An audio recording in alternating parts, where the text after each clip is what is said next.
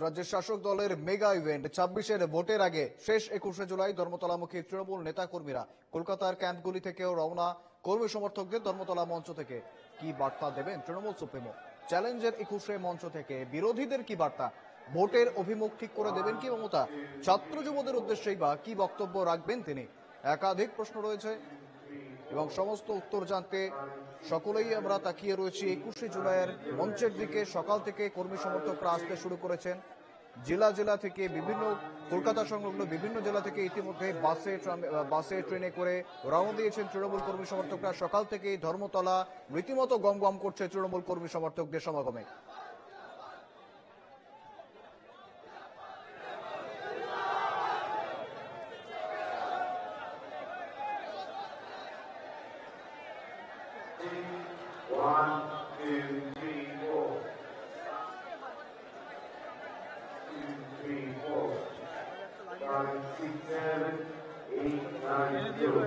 সঙ্গে রয়েছেন আমার প্রতিনিধি ধর্মতলা থেকে, রয়েছেন সঙ্গে প্রতিনিধি রণজয় মুখোপাধ্যায়, অন্যদিকে শিয়ালদাহ স্টেশন চত্বর থেকে রয়েছেন প্রতিনিধি বিউ সরকার, অন্যদিকে হাওড়া জেটিঘাট থেকে রয়েছে প্রতিনিধি সুশ্রী মজুমদার। আমি সবার আগে একবার রণজয়ের কাছে যাব। রণজয়, আমরা সকাল থেকেই দেখছি প্রচুর সংখ্যক তৃণমূল কর্মী সমর্থক তারা যেমন ক্যাম্প থেকে আসেন, পাশাপাশি জেলা থেকেও তারা রওনা হয়ে এসে উপস্থিত হচ্ছেন ধর্মতলার এই সভা মঞ্চের আশেপাশে। এখনো বেশ কিছুক্ষণ বাকি রয়েছে ধর্মতলার এই সভা শুরু হতে।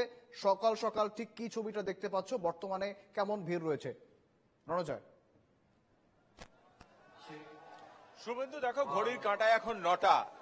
যখন রাত থেকে ভোর হয়েছে সেই সময় থেকেই আমরা দেখেছি, আমরা রয়েছি ভোর থেকে আমরা এখানে রয়েছি, সেই সময় থেকেই প্রচুর মানুষ তৃণমূল কংগ্রেসের কর্মী সমর্থকরা তারা ধর্মতলা অভিমুখে। তুমি জানো যে উত্তরবঙ্গের জায়গা থেকে বিভিন্ন জেলাগুলো থেকে দুদিন আগে থেকেই কলকাতায় আসা শুরু হয়ে গিয়েছে। তারা বিভিন্ন জায়গায় ক্যাম্পে রয়েছেন, গীতাঞ্জলি স্টেডিয়ামে রয়েছেন, কসবা গীতাঞ্জলি স্টেডিয়ামে তারা রয়েছেন, উত্তীর্ণতে রয়েছেন, সেন্ট্রাল পার্কে রয়েছেন, এমনকি বড়বাজারের বেশ কিছু ধর্মশালা রয়েছে সেখানেও রয়েছেন। এবং এই জায়গা থেকে সকাল সকাল তাদের চলে আসার যে কারণটা সেটা হচ্ছে যে যত তাড়াতাড়ি তারা আসতে পারবেন তত তাড়াতাড়ি তারা সামনের দিকে এসে পৌঁছতে পারবেন। আমি তোমায় একটু দেখানোর চেষ্টা করছি, চিত্রটা দেখানোর চেষ্টা করছি। মূল যে মঞ্চ, সেই মূল মঞ্চ ২১শে জুলাইয়ের মূল মঞ্চের যে ছবিটা, সেই ছবিটা তোমায় দেখানোর চেষ্টা করছি। সম্পূর্ণভাবে প্রস্তুত, মূল মঞ্চ সম্পূর্ণভাবে প্রস্তুত এবং সেখানে এই মুহূর্তে মাইক চেকিং এর কাজ চলছে। একদম সিকিউরিটি পার্সোনেল যারা রয়েছেন তারা সমস্ত কিছু শেষ মুহূর্তে চেক করে দেখছেন, সবকিছুই তৈরি হয়ে গিয়েছে, সবকিছু চেক করে দেখছেন। এবং স্বয়ং সিপি তিনি নজরদারিতে রয়েছেন, জয়েন্ট সিপি, ডিসি, এসি লেভেলের যারা আধিকারিক রয়েছেন তারা নজরদারিতে রয়েছেন, তারা ধর্মতলা রয়েছেন, বিভিন্ন অঞ্চলে এবং প্রচুর সাদা পোশাকের পুলিশ কর্মী রয়েছে। আমি তোমায় একটু দেখানোর চেষ্টা করছি ভিড়ের যে ছবিটা সেই ছবিটা তোমাকে দেখানোর চেষ্টা করছি। সকাল ৯টা এবং তোমায় যে কথাটা বলছিলাম যে সূর্যের আলো ফোটার আগে থেকেই প্রচুর মানুষ তারা ধর্মতলা অভিমুখী তারা হয়েছেন, কেননা স্বচক্ষে তারা মমতা বন্দ্যোপাধ্যায়কে সামনে থেকে দেখতে চান, তার বার্তা তার বক্তব্য শুনতে চান। এবং যারা দেরি করে এসে পৌঁছবেন তারা হয়তো ধর্মতলা চত্বরেও হয়তো এসে পৌঁছতে পারবেন না, কারণ অতীত ২১শে জুলাইয়ের যে কভারেজের স্মৃতি আমাদের সে কথাই বলছে যে একটু পরে যারা হয়তো বেরোবেন তারা ধর্মতলা চত্বর সম্পূর্ণভাবে অবরুদ্ধ হয়ে যাবে এবং দূর থেকে তাদেরকে শুনতে হবে শুধুমাত্র, এবং শোনা বা দেখা দুটোই সম্ভব হবে। তার কারণ হচ্ছে যারা এসে পৌঁছতে পারবেন না তাদের জন্য প্রজেক্টরের ব্যবস্থা করা হয়েছে বিভিন্ন জায়গায়, বিভিন্ন অঞ্চলে। আমি আবারও ফিরবো তোমার কাছে, এই ছবি নিয়ে আমরা আবারও ফিরবো। যেমনটা আমাদের প্রতিনিধি দেখাচ্ছিলেন রণজয় মুখোপাধ্যায়, একেবারে সকাল থেকে কিন্তু উপচে পড়া ভিড় ধর্মতলা সভা মঞ্চ থেকে। অন্যদিকে আমি যাবো শিয়ালদা থেকে, রয়েছেন প্রতিনিধি বিউ সরকার। বিউ, সকাল থেকে যেমনটা দেখাচ্ছিলে শিয়ালদা স্টেশন চত্বরে ইতিমধ্যে তৃণমূল কর্মী সমর্থকরা আসতে শুরু করেছেন বিভিন্ন জায়গা থেকে। বর্তমানে ঠিক কি ছবি রয়েছে? পাশাপাশি আরো যেটা জানার রয়েছে, যেমন হাইকোর্টের নির্দেশ রয়েছে ৮টার পরে কলকাতা, মধ্য কলকাতার ৫ কিলোমিটার রেডিয়াসে সেভাবে কোনো মিছিল করার যাবে না, যে নির্দেশটা দিয়েছিল হাইকোর্ট। বর্তমানে সেই ছবিটা ঠিক কেমন ভাবে ধরা পড়ছে? এখনো কি সেই মিছিলগুলো হচ্ছে নাকি সেই মিছিল হচ্ছে না? বিউ, একদমই দেখো এই মুহূর্তে আমার সঙ্গে রয়েছে প্রচুর তৃণমূল কংগ্রেসের কর্মী সমর্থকরা। তারা বিভিন্ন জায়গা থেকে আসছেন ইতিমধ্যে, এবং এই মুহূর্তে আমার সহকর্মী জয়দীপ সেই ছবিটা দেখাচ্ছে জগন্নাথ দেবকে সঙ্গে করে, এবং এখানে জয় জগন্নাথ, হরে কৃষ্ণ, 21শে জুলাই শহীদ স্মরণে সেই সমস্ত নানা রকম প্ল্যাকার্ড রয়েছে, এবং সঙ্গে রয়েছে জগন্নাথ দেব। এই যে সঙ্গে জগন্নাথ দেবকে নিয়ে মিছিল কেন? জয় জগন্নাথ স্বামী নয়ন পথগামী ভব তুমি, প্রভু সর্বত্র বিরাজমান, তাই আজকে কলকাতার রাজপথে প্রভু। আমরা এতদিন প্রভুর পুজো পুরীতে করেছি, প্রভুর ইচ্ছাতেই মাননীয় মুখ্যমন্ত্রী মমতা ব্যানার্জি প্রভুর প্রাণ প্রতিষ্ঠা করেছেন দীঘাতে। তাই দীঘা এখন পর্যটন কেন্দ্র থেকে প্রভুর ধামে পরিণত হয়েছে। আজকে প্রভুর লাখো লাখো ভক্ত কলকাতার রাজপথে হাঁটছেন। ভগবানের বাস ভক্তের মধ্যেই, তাই তার ভক্তরা যখন আজকে রাজপথে, আমি তো নিমিত্ত মাত্র, বাহক মাত্র প্রভুর একজন ভক্ত। প্রভু তাই আমার কোলে করে আজকে তার ভক্তদের সাথে কলকাতার রাজপথে সামিল হয়েছে। এখান থেকে মিছিল করে? হ্যাঁ, অবশ্যই আমরা মিছিল করে এখান থেকে ধর্মতলার উদ্দেশ্যে যাব। পাশাপাশি দেখা গেছে আদালত থেকে নির্দেশ দিয়েছে যে কোন রকম যাতে 9টা থেকে 11টার মধ্যে, এখন প্রায় ঘড়ির কাঁটায় 9টায় বাজে, থেকে কোন রকম যাতে মিছিল করে না যাওয়া হয়। আপনারা কি তাহলে কি সেইভাবে মানে ছোট্ট করে বা কিভাবে যাবেন? দেখুন, আমরা হাইকোর্টকে, মহামান্য হাইকোর্টকে সম্মান জানিয়েই বলছি, হাইকোর্টের যে নির্দেশ সেই মান্যতা দিয়ে আমরা সেটা অবশ্যই পালন করব। কিন্তু সবচেয়ে বড় কথা হচ্ছে আমরা হাইকোর্টের নির্দেশ পালন করব, কিন্তু তৃণমূল কংগ্রেস কর্মীদের এইভাবে রোখা যায় না, আটকানো যায় না। 11টার পর যখন আদালতের নির্দেশ উঠবে আমরা আবার রাজপথে হাঁটবো। বার্তা শোনার জন্য আজকে অপেক্ষা। বাংলা এবং বাঙালি বিরোধী বিজেপি সরকারের চক্রান্ত, সেই চক্রান্তকে কোনো মতেই বাংলায়, যে বিজেপি শাসিত রাজ্যগুলিতে যা চলছে, বাংলায় সেই চক্রান্ত কোনো মতেই কার্যকরী হবে না। বাংলাকে বিভেদ করা যাবে না, এই বিভেদের রাজনীতি বাংলায় চলবে না। আপনারা দেখেছেন কদিন আগে আমাদের নেত্রী মমতা ব্যানার্জি, আমাদের নেতা অভিষেক ব্যানার্জি কলেজ স্কয়ার থেকে জরিনা ক্রসিং পর্যন্ত তারা মিছিল করেছে। লাখো লাখো, হাজার হাজার সাধারণ মানুষ সেই দিন বাংলা এবং বাঙালি রক্ষায় পথে নেমেছেন। আপনারা জানেন বাংলা ভাষা রক্ষার জন্য বাঙালি এর আগেও রক্ত দিয়ে, কোন রকম মানে বাঙালি যে অস্মিতা সেটাকে কি তারা হাতিয়ার করতে চাইছে? বিজেপি তো সবসময় এরকম নোংরা খেলাই করে, কখনো ধর্ম নিয়ে। আমরা আজও বলছি প্রভু জগন্নাথ দেব যেমন আমাদের, রামচন্দ্রও আমাদের। আমরা ধর্ম নিয়ে নোংরামি পছন্দ করি না, আমরা ধর্ম নিয়ে নোংরামি করি না। এখন ওরা কোনোভাবেই, যখন 2024-এ মমতা ব্যানার্জির নেতৃত্বে, অভিষেক ব্যানার্জির সেনাপতিত্বে লোকসভা ইলেকশনে বাংলায় তৃণমূল কংগ্রেসের বিপুল জয়, যেটা তারা সহ্য করতে পারছেন না, তার জন্য তারা নানা রকম বাংলা বিরোধী কর্মসূচি নিচ্ছে। তার মধ্যে এটা হচ্ছে বাংলা এবং বাংলা বিরোধী, যে শুরু করেছে বিভিন্ন রাজ্যে, কেন্দ্রশাসিত রাজ্যগুলোতে।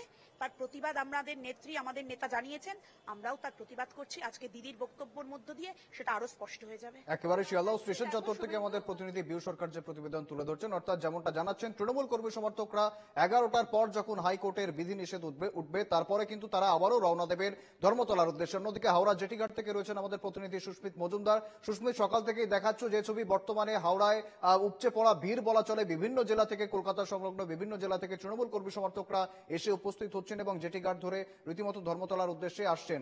বর্তমানে ঠিক কি ছবি রয়েছে সুস্মিত? শুভেন্দু, দেখো একেবারে আমি সরাসরি দেখাতে বলবো যে এই মুহূর্তে একদম কাতারে কাতারে লোক কিন্তু আসছে, অর্থাৎ প্রত্যেকটা ট্রেনের টাইমে তারা আসছেন, এবং সেই যেটি নির্দিষ্ট ঘাট করে দেওয়া হয়েছে, যেমনটা 3 নম্বর এবং 2 নম্বর ঘাট করে দেওয়া হয়েছে শুধুমাত্র এই মিটিং এ যারা যাবেন তাদের জন্য। এবং 1 নম্বর ঘাট আজকে সোমবার, সেটা ভূতনাথ মন্দিরে যাওয়ার জন্য করে দেওয়া হয়েছে, সেখানে তারা যাবেন। এখানে যারা যাচ্ছেন আমরা একটু কথা বলার চেষ্টা করব। শুভেন্দু, এখানে যারা মিছিলে যাচ্ছেন আমরা একটু কথা বলার সরাসরি চেষ্টা করব। মমতা ব্যানার্জির বার্তা, মমতা ব্যানার্জি কি বলে, সাধারণ মানুষের জন্য কি বার্তা দেয়, সেই জন্য শুনতে যাচ্ছি। আপনারা কি আশা করছেন? আমরা ভালোটাই আশা করছি। কোথা থেকে আসছে? আসছে নবদ্বীপ কার্গিল বাজারের পাশে। কি শুনতে আসছে? ওই যে মমতার মিছিল,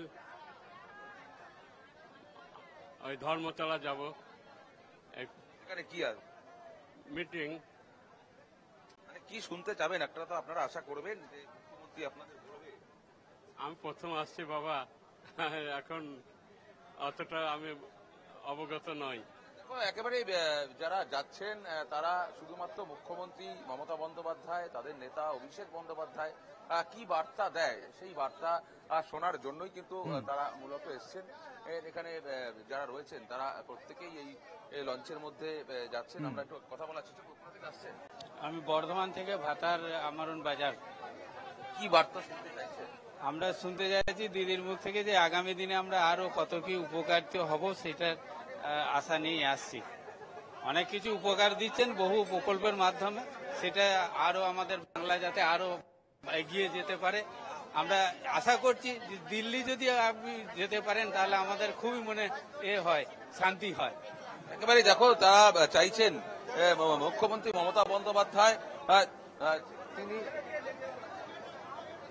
একেবারেই হাওড়া জেটিঘাট থেকে আমাদের প্রতিনিধি সুস্মিত মজুমদার সেই ছবি তুলে ধরছিলেন, এবং অর্থাৎ নিত্যযাত্রী যারা রয়েছেন তাদের যাতে কোনো রকমের অসুবিধা না হয় সে কারণে কিন্তু রীতিমতো বিকল্প ব্যবস্থা রাখা হয়েছে। বিভিন্ন জেলা থেকে, কলকাতা সংলগ্ন বিভিন্ন জেলা থেকে কাতারে কাতারে তৃণমূল সমর্থক এসে উপস্থিত হচ্ছেন এবং জেটিঘাট পেরিয়ে তারা রওনা দিচ্ছেন ধর্মতলার উদ্দেশ্যে। আমি আবারও ফিরবো, আমার সঙ্গে রয়েছেন প্রতিনিধি রণজয় মুখোপাধ্যায়। রণজয়, তোমার কাছে আবারও ফিরবো। রীতিমতো যেমনটা জানানো হয়েছিল কলকাতা হাইকোর্টের তরফ থেকে 5 কিলোমিটারের রেডিয়াসে, যাতে মধ্য কলকাতার 5 কিলোমিটার রেডিয়াসে সেভাবে 9টা থেকে 11টার মধ্যে কোনো মিছিল বড় না হয়, যাতে নিত্যযাত্রী যারা রয়েছেন তাদের সেভাবে যাতে কোনো অসুবিধা না হয়। বর্তমানে তোমার কাছে কি আপডেট রয়েছে? সেক্ষেত্রে এই হাইকোর্টের এই নির্দেশকে কতটা মান্যতা দেওয়া হচ্ছে? রণজয়। দেখো, কলকাতার পুলিশ কমিশনার তিনি কিন্তু পরিষ্কার জানিয়েছিলেন, আমরা ইন্টারভিউ করেছিলাম এবং তিনি পরিষ্কার জানিয়েছিলেন যে হাইকোর্টের নির্দেশ আমরা পেয়েছি এবং সেই নির্দেশ মতো আমাদের লালবাজার থেকেও কিন্তু অর্ডার বার করা হয়েছে এবং সেই জায়গায় যে নির্দেশ দেওয়া হয়েছে সেই জায়গা সেটা তারা পালন করবার চেষ্টা করবেন। এবার সম্পূর্ণ বিষয়টা পুলিশের উপর নির্ভর করছে, তারা এই ক্ষেত্রে হাইকোর্টের নির্দেশ মানতে কতটা সাকসেসফুল হবেন কি আদৌ হবেন না বা কোন অবস্থানে থাকবেন।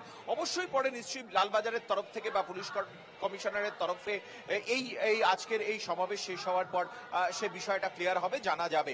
আমি তোমায় দেখানোর চেষ্টা করছি, দুটো ছবি দেখানোর চেষ্টা করছি। এই মুহূর্তে তুমি দেখতে পাচ্ছ যে তৃণমূল কংগ্রেসের প্রচুর কর্মী সমর্থকরা এসছেন এবং তৃণমূল কংগ্রেসের সাসপেন্ডেড হওয়া নেতা মণিশঙ্কর মণ্ডল অধ্যাপক, তৃণমূল কংগ্রেসের অধ্যাপক সেলে ছিলেন এবং তিনি সাসপেন্ড হয়েছিলেন তৃণমূল কংগ্রেস থেকে এবং তিনি কিন্তু 21শে জুলাইয়ের সমাবেশের দর্শক আসনের একদম প্রথমের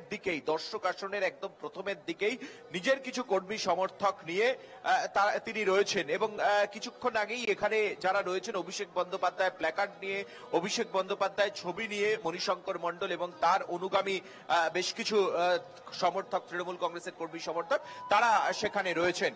এই ছবিটা যেরকম দেখালাম, পাশাপাশি আরো একটা ছবি দেখানোর চেষ্টা করব তোমাকে। একদম হুইল চেয়ারে এসে পৌঁছেছেন তৃণমূল কংগ্রেসের কর্মী, একজন প্রতিবন্ধী কর্মী, তিনি হুইল চেয়ারে এসে পৌঁছেছেন এবং 21শে জুলাইয়ের যে দর্শক আসন, সেই দর্শক আসনের একদম সামনের সারিতেই কিন্তু তিনি এসে পৌঁছেছেন তার হুইল চেয়ার।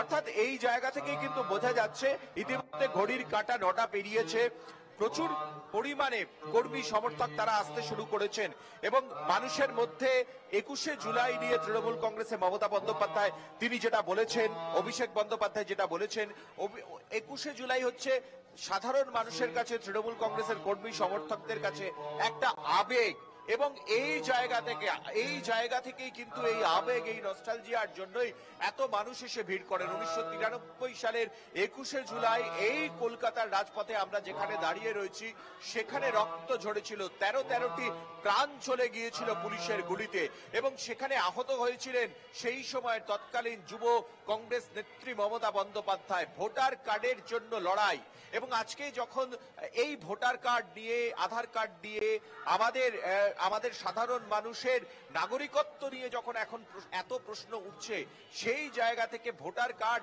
প্রত্যেকটা ভারতবাসীর কাছে, ভারতবাসীর জীবনে যে কতটা গুরুত্বপূর্ণ সেটা বলাই বাহুল্য।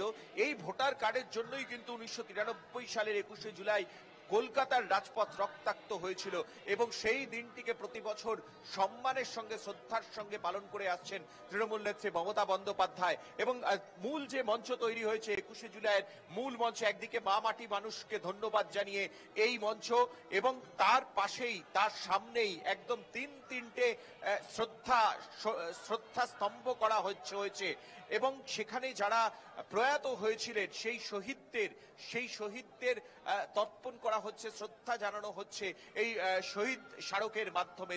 তিনটে শহীদ স্মারক একদম মঞ্চের প্রথমেই কিন্তু রয়েছে। এভাবেই 21শে জুলাই কিন্তু তৃণমূল কংগ্রেস কর্মী সমর্থকদের কাছে নিছকই একটি সমাবেশ নয়, একটা নস্টালজিয়া, একটা আবেগ, এবং কলকাতায় রক্তক্ষয়ী যে আন্দোলন হয়েছিল যেখান থেকে উঠে এসেছিলেন আজকের মুখ্যমন্ত্রী মমতা বন্দ্যোপাধ্যায়, সেই দিনটিকে তারা স্মরণ করে থাকেন। আর কিছু সময়ের অপেক্ষা, যদিও সকালবেলায় আকাশের মুখ অনেকটাই ভার ছিল, কিন্তু এখন মেঘ কেটে অনেকটাই আকাশ রৌদ্রকজ্জ্বল হয়েছে। কিন্তু 21শে জুলাই যে স্মৃতি বলছে প্রত্যেক বছর 21শে জুলাই একটা বৃষ্টির সম্ভাবনা থাকে, কিন্তু সব রকম ভাবেই কিন্তু তৈরি হয়েছে মঞ্চ, তৈরি হয়েছে সমস্ত কিছু। প্রচুর পরিমাণে 1000-5 পুলিশ কর্মী নিয়োজিত রয়েছেন, একদম নিশ্চিদ্র নিরাপত্তা বলয় তৈরি করা হয়েছে। স্বয়ং সিপি মনোজ ভার্মা তিনি নিজে অবজারভেশনে রয়েছেন, লালবাজারের পুলিশ কর্তারা তারা রয়েছেন, জয়েন্ট সিপি, ডিসি, এসি লেভেলের আধিকারিকরা রয়েছেন। নিশ্চিদ্র নিরাপত্তা বলয় তৈরি করা হয়েছে সিকিউরিটি সিস্টেমের মধ্যে দিয়ে। আর কিছু সময়ের অপেক্ষা, যতই সময় যাচ্ছে, যতই ঘড়ির কাঁটা এগোচ্ছে, ততই দেখছি কিন্তু ধর্মতলায় ভিড়ের বহর বাড়ছে। শুভেন্দু।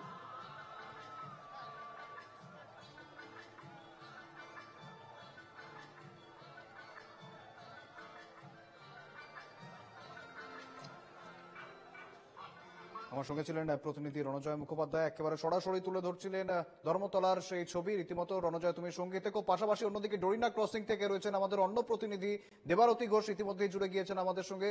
দেবারতী, সকাল সকাল রীতিমতো একেবারে উপচে পড়া ভিড় ধর্মতলার যে সভা মঞ্চ রয়েছে, সভা মঞ্চের আশেপাশে, পাশাপাশি শিয়ালদাহ হাওড়া থেকে আমরা একের পর এক ছবি রেখেছি সামনে দর্শকদের সামনে। প্রচুর মানুষ, কর্মী সমর্থক তারা এসে উপস্থিত হচ্ছেন। তুমি রয়েছে ডরিনা ক্রসিং এ একেবারে সরাসরি, যেমনটা হাইকোর্টের নির্দেশ ছিল 8টার পরে আর কোনো মিছিল করা যাবে না, 9টা থেকে 11টা পর্যন্ত, যাতে কলকাতা সংলগ্ন 5 কিলোমিটার রেডিয়াসে যাতে কোনো রকম যানজট না হয় সেই দিকে খেয়াল রাখতে বলা হয়েছিল। কলকাতা পুলিশের তরফ থেকেও আশ্বাস দেওয়া হয়েছিল, হাইকোর্টের সমস্ত নির্দেশ মান্যতা দেওয়া হবে। বর্তমানে তুমি ঠিক কি ছবি দেখতে পাচ্ছ দেবারতী?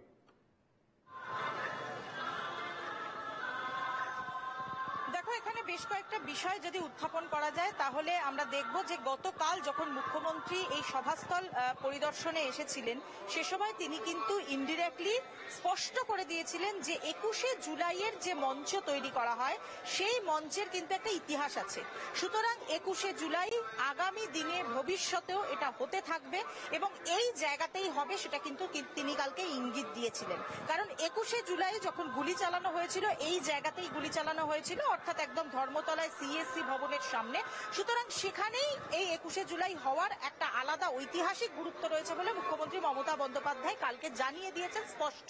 তিনি নাম না করে হাইকোর্টের যে মামলা হয়েছিল তা সেই বিষয়টা উত্থাপন করেন এবং তিনি বলেন যে কেউ কেউ আবার এটা নিয়ে যথেষ্ট উদ্বিগ্নতা প্রকাশ করছেন এবং কেউ কেউ এটা নিয়ে সমস্যা তৈরি করছেন। আমরা যদি দেখি ধর্মতলা বা ডরিনা ক্রসিং এর যে চত্বর, সেই চত্বরটা আমি একটু ঘুরিয়ে দেখাতে বলবো নবীনকে, যে এই মুহূর্তে কার্যত মিছিলগামী বা সভাগামী যারা রয়েছেন তাদের দখলে চলে গিয়েছে গোটা এই ডরিনা ক্রসিং চত্বর। সাধারণ মানুষ যারা গাড়ি করে আসবেন 2-1 জন ছাড়া তারা কিন্তু এই রাস্তাটা বা এই জায়গাটা কার্যত আজকে অ্যাভয়েডই করছেন। একদিকে সাধারণ মানুষের এই জায়গায় আসার যে অনিচ্ছা সেটা যেমন রয়েছে, অপরদিকে এই জায়গা দিয়ে গাড়ি পাস করানো কার্যত আর কিছুক্ষণ পর অসম্ভব হয়ে যাবে। কারণ এই জায়গাটা পুরোপুরিভাবে তৃণমূলের যারা কর্মী সমর্থক তাদের দখলে চলে যাবে এই জায়গাটা।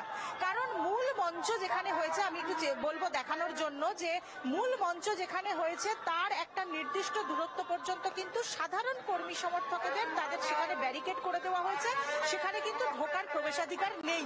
সাধারণ কর্মী সমর্থকেরা তারা কিন্তু এই ডরিনা ক্রসিং এ ভিড়টা জমাবেন, সেখান থেকে পার্ক স্ট্রিটের দিক পর্যন্ত সেই ভিড় যারা শুনবেন তাদের ভিড় চলে যাবে। এবং যে কারণে ডোরিনা ক্রসিং এ একটি এলইডি স্ক্রিন লাগানো রয়েছে, যে এলইডি স্ক্রিনে চোখ রাখবেন যারা এখানে আসবেন তারা। ইতিমধ্যেই দেখো সেই বড় আকারের মিছিল না হলেও বিভিন্ন স্টেশন চত্বরে যারা নামছেন, শহরের বিভিন্ন থাকার জায়গাগুলোতে যারা রয়েছেন তারা ছোট ছোট আকারে মিছিল করে এই সভাস্থলের দিকে রওনা হয়ে গিয়েছেন। আমি একটু দেখানোর চেষ্টা করব, দূরে দেখো একটি মিছিল রানী রাসমণি রোডের দিক থেকে একটি ছোট মিছিলের আকারের যারা হাওড়া স্টেশনে নামছেন, যারা স্ট্যান্ড রোড হয়ে আসছেন তারা কিন্তু এইদিকে আসছেন। আবার কখনো আমরা দেখতে পাচ্ছি যে বিভিন্ন জায়গায় জটলা জটলা হয়ে রয়েছে, অনেকে বসে পড়েছেন সেই সব জায়গায়।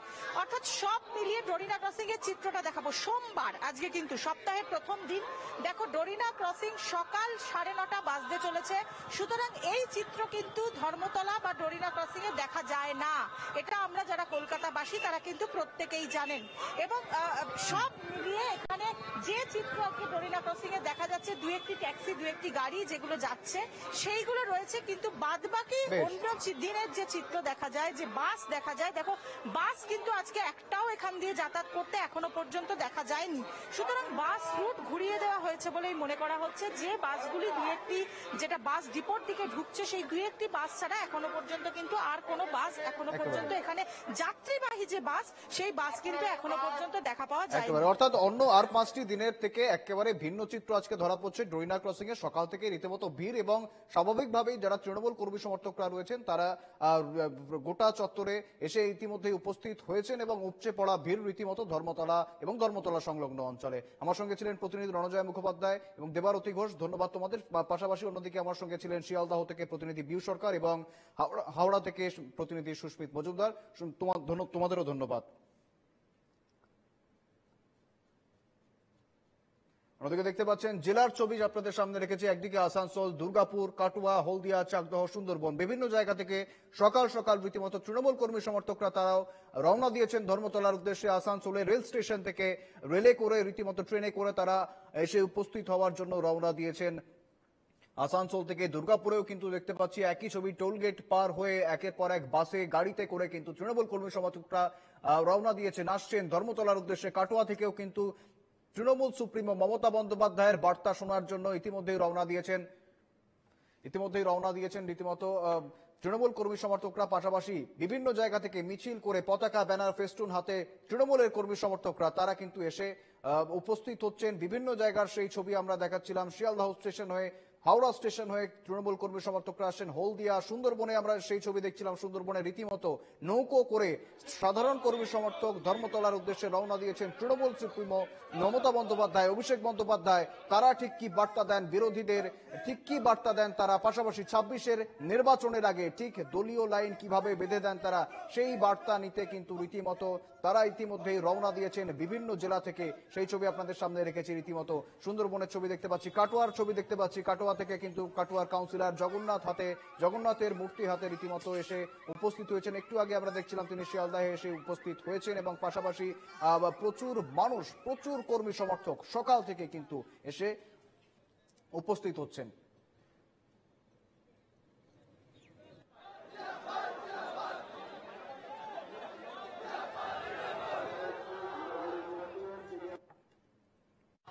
জুলাই আমাদের এটা 21শে জুলাই তৃণমূল কর্মীদের কাছে আবেগ এবং একটা মমতা ব্যানার্জির বার্তা আমরা সবাই যত আমাদের তৃণমূল কর্মীর সবাই শুনতে যায়। আজকে দিদি কি বার্তা দেবেন সেটা আমরা শুনবো। আগামী দিন 26শে ভোট, কি বার্তা পাচ্ছি দিদির কাছ থেকে এবং আমাদের নেতা অভিষেক ব্যানার্জির কাছে, সেটা আমরা দেখবো। আজকে দিন এটা উন্মাদনা দিন, এটা আবেগের দিন। আমরা জানি কি 1993 সালে যখন আমাদের দিদি, আমার প্রিয় দিদি মমতা ব্যানার্জি যখন নো আইডেন্টি নো ভোট নিয়ে আন্দোলন করেছিলেন, ওই দিনে 13 জনকে মারা হয়। তার প্রতিবাদে, তার সম্মানে, তার শ্রদ্ধাঞ্জলি দেওয়ার জন্য আজকে এটা আমাদের মিছিল প্রোগ্রাম হয়, প্রত্যেক বছর হয়। আমরা সবাই যাই, আমাদের পশ্চিম বর্ধমান জেলা থেকে সমস্ত শিক্ষক শিক্ষিকা প্রায় 200 জন আমরা ওখানে যাচ্ছি। দিদি যে কি আহ্বান দিচ্ছে, আগামী 1 বছর কি কার্যক্রম হবে তা আমরা শুনবো। তার ধৈর্য দিয়ে যাচ্ছি। উনি যেভাবে আমাদেরকে গাইড করবেন, যেভাবে আমাদেরকে নির্দেশ দেবেন, ওইভাবে আমরা আগামী 1 বছর কাজ করব।